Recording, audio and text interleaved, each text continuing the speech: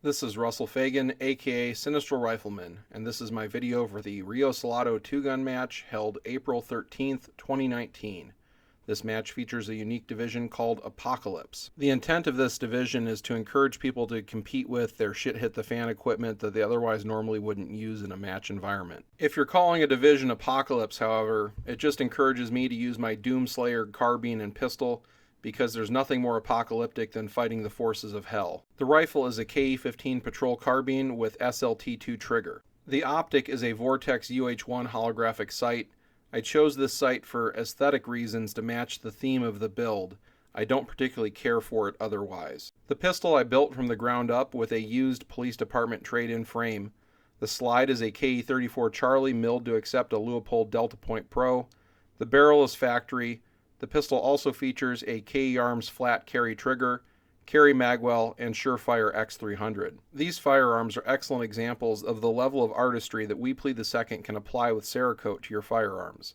If you're looking for something that is highly customized and individualized to your own tastes, don't hesitate to contact them. This stage begins with arrays of 4 paper targets on each side of the range. In the middle, the shooter has the option to engage clays downrange with rifle, or they can engage them with pistol later. I opt to engage them with pistol because it's more of a sure thing to engage them with pistol at about 15 yards than at 50 yards with rifle. It's not necessarily the distance that makes this easier, it's that when struck with a pistol round, clays shatter more cleanly, where sometimes when they're hit with rifle there can be a single hole through it and you don't know that they're neutralized.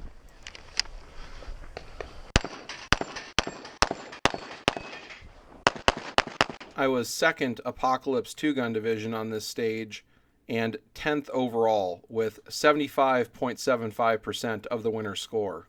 This stage begins with the shooter engaging this array of 6 hanging steel plates at about 50 yards.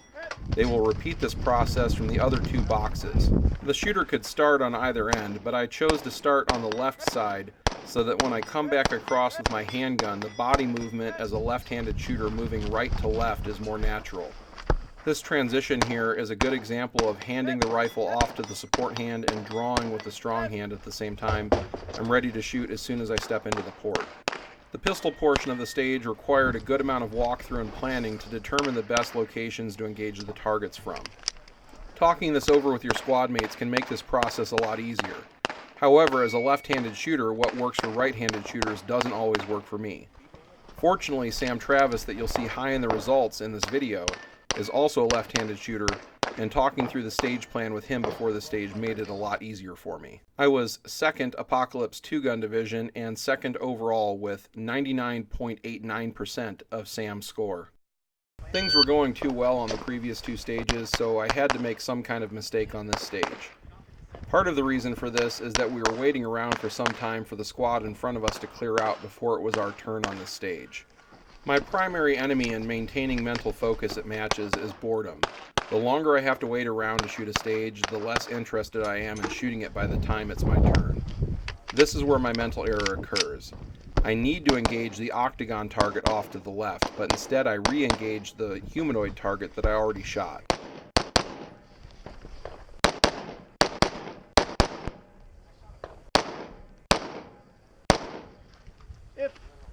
The tone of the range officer clues me in that I forgot something, and I immediately recognize that I forgot to engage that particular target. I included this still here because I know that some of the internet range safety officers are going to go nuts with this portion of the video because it appears that I'm firing downrange past someone else on the stage. I'm well within the 180-degree arc of fire that is allowed on action shooting competitions like this, and the other shooters on the range know that they're not supposed to move forward of that other area until the range is called clear. This simply looks worse than it actually is because of the angle recording over my left shoulder and because of the way the GoPro distorts things to get a wide field of view.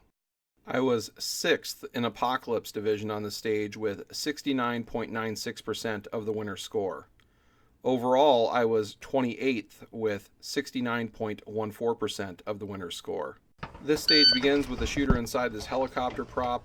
They begin by engaging paper targets, then move to the front of the chopper and engage this plate rack. After engaging the pistol targets, the shooter grounds their pistol, then moves to the back of the chopper to retrieve the rifle and engage long-range rifle targets. The first array is 6 hanging steel at about 100 yards. I don't know the exact distances of the other targets, but they're full-size IPSC steel with light reacts on them. The problem I experience with the light reacts is they're the exact same color of red as the reticle of my sight, so I had to rely on the ROs calling the hits more than I normally would on this type of target. Moving to the front, I pull the rifle to the corner of this window for the most support. Whenever I can, based on the angles of the targets to be engaged, I try to get the rifle into the corner of the prop.